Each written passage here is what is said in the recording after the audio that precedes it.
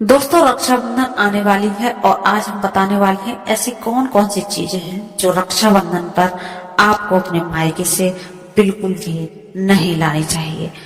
नहीं तो आपका कुछ भी काम बिगड़ सकता है और आपको हो सकता है नुकसान। तो चलिए बने रहिए वीडियो के अंत तक, देखते हैं कौन कौन सी वो चीजें हैं जो रक्षाबंधन पर हमें नहीं लानी चाहिए।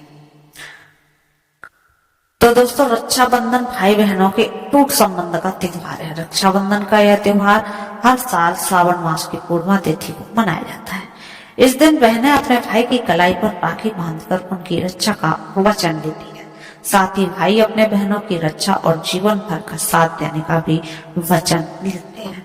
रक्षाबंधन सिर्फ एक त्योहार मात्र नहीं है, ये भाइयों और बहनों के बीच के संबंध को मजबूत करने का एक खूबसूरत जरिया भी है। यह त्योहार केवल भाई बहन के बीच का ही नहीं, बल्कि रिश्तेदारों, दोस्तों और समाज के लोगों के बीच भी प्रेम और भाईचारे का प्रतीक है। इस दिन लोग एक दूसरे को राखी बांधकर और मिठाइयां खिलाकर अपनी खुशी व्यक्त करते हैं। रक्षाबंधन का त्योहार हमें सिखाता है कि हमेशा अपने भाई बहनों और परिवार के लोगों को रक्षा करनी चाहिए।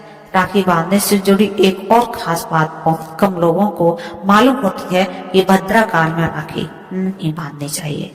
शास्त्र और शुभ मुहूर्त में भद्रा काल को बिल्कुल अशुभ माना गया है। ऐसे में महिलाओं को भी कुछ चीजों का ध्यान रखना जरूरी है कि कुछ ऐसी भी चीजें होती हैं जो महिलाओं को कभी भी अपने मायके से अपने ससुराल में नहीं लानी चाहिए। इस वीडियो में आपको बताते हैं कि इस साल 2025 में रक्षाबंधन को त्योहार कब मनाया जाएगा।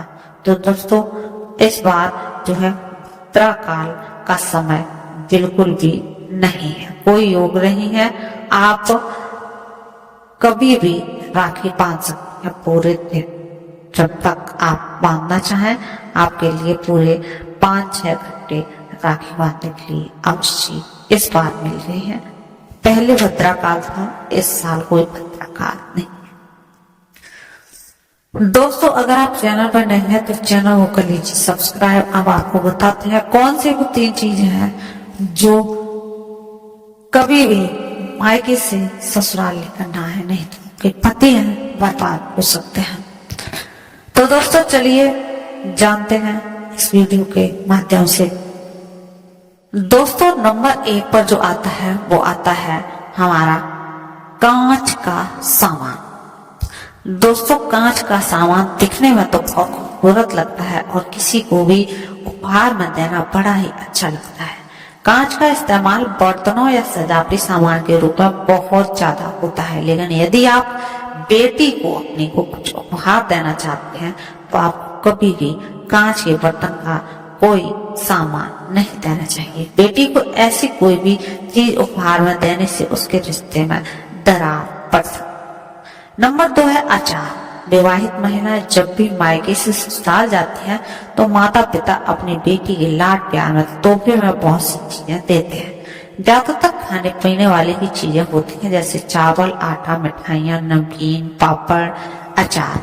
लेकिन कुछ ऐसी वस्तुएं भी होती हैं जिन्हें बेटी से ससुराल भेजना अशुभ माना जाता है। उसमें से एक चीज है अचार। जी हाँ, अचार लगभग सभी महिलाएं अपने मायके से ससुराल लेकर ही जाती हैं, लेकिन ऐसा नहीं करना चाहिए क्योंकि यह अशुभ होता है। वेद शास्त्रों की मान्यता है कि अनुसार बेटी को कभी भी आम, नींबू, मिर्च या किसी भी तरह का अचार नहीं देना चाहिए। माना जाता है कि ऐसा करने से लड़की के साथ साथ मायके वालों को कई मुश्किलों का सामना करना पड़ सकता है। जिस घर में बेटी को अचार दिया जाता है उस घर में बेटी कभी सुखी नहीं रह सकती। उसको मानसिक, शारीरिक या फिर आर्थिक समस्याओं का सामना करना पड़ता है। ससुराल में किसी न किसी कारण से परेशानियों का सामना करना पड़ता है। इसके साथ ही घर के सदस्यों में किसी न किसी बात पर अनबन होती रहती है। वहीं मायके पक्ष से माता पिता को शारीरिक कष्ट का सामना करना पड़ता है। इसके साथ ही पैसों की तंगी बनी रहती है, इसलिए कभी भी शादीशुदा बेटी को अचार नहीं देना चाहिए।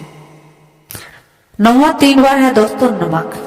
जब बेटियां मायके से ससुराल की ओर प्रवेश करते हैं तो उनका धर्म क्या होना चाहिए, घर में प्रवेश करते वक्त सबको साथ लेकर चलना, सबके अच्छे से बात करना और जो भी रिश्ता उससे जुड़ा है उन सभी रिश्तों में मिठास भूलना।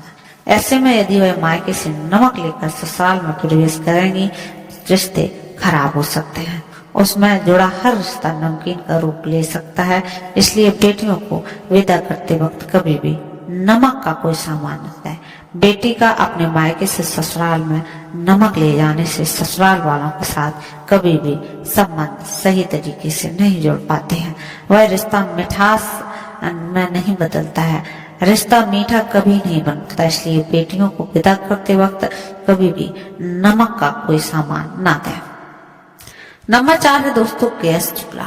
रसोई की एक रस्म होती है, उस रस्म में बेटी मायके से दिए गए गैस चूल्हे का प्रयोग करती है।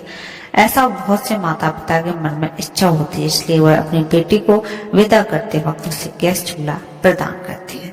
लेकिन ऐसा बिल्कुल भी नहीं करनी चाहिए। शास्त्रों के अनुसार कहा जाता है कि यदि कोई महिला अपने मायके से चूल्हा लेकर ससुराल में प्रवेश करती है तो वह इसका सीधा सीधा घर के गृहस्थ जीवन पर असर होता है। ऐसा करने से महिला नए परिवार में प्रवेश करते ही अपना चूल्हा, अपना रसोई बिल्कुल अलग कर लेगी, जो बिल्कुल भी अच्छा नहीं माना जाता है। इसलिए बेटियों को विदा करते वक्त गैस चूल्हा न देकर आप उसे किचन से संबंधित चीजों को दे दीजिए। नंबर 5 है दोस्तों झाड़ू। शास्त्रों के अनुसार विदाई के समय बेटी के साथ कुछ चीजों को नहीं देना चाहिए, क्योंकि इससे इसके सुखद जीवन में कोई ना कोई परेशानी बनी रहती है। इसलिए बेटी को कभी भी सुई, झाड़ू, छलनी और मिर्च आदि नहीं देना चाहिए। नंबर 6 है दोस्तों काले कपड़े। कभी भी आपको बेटी की शादी में उपहार के रूप में काले कपड़े नहीं देने चाहिए। ऐसा माना जाता है कि काला रंग नकारात्मकता का संकेत देता है और काले कपड़ों को उपहार में देने से बेटी की वैवाहिक जीवन में समस्या आ सकती है। तो दोस्तों कभी भी आपको काले कपड़े नहीं देने चाहिए। नंबर 7 पर है दोस्तों धारदार चीज या माचिस। बेटी को कभी भी माचिस, चाकू या कैंची उपहार में नहीं देनी चाहिए। ऐसा माना जाता है कि इससे नकारात्मक प्रभाव से बेटी के जीवन में कलेश, कलह की स्थिति बन सकती है और बिना लड़ाई झगड़े की स्थिति से ही आपको परेशानी हो सकती है। बेटी को उपहार देते समय आपको इस बात का विशेष ध्यान रखना चाहिए। माचिस ऐसी कोई भी चीज बेटी को ना दें। तो ये वे चीजें थी जो महिलाओं को अपने मायके से ससुराल में नहीं लानी चाहिए। दोस्तों ये थी जो भी जानकारी है बस जन रुचि को ध्यान में रखकर दी जा रही है। ज्योतिष धर्म के उपाय और सलाह को अपनी आस्था और विश्वास पर आजमाएं। वीडियो का उद्देश्य मात्र आपको बेहतर सलाह देना है। इस संदर्भ में किसी प्रकार का आपसे कोई दावा नहीं करते हैं। दोस्तों वीडियो अच्छी लगी है तो आप लाइक, शेयर और कमेंट अवश्य करें।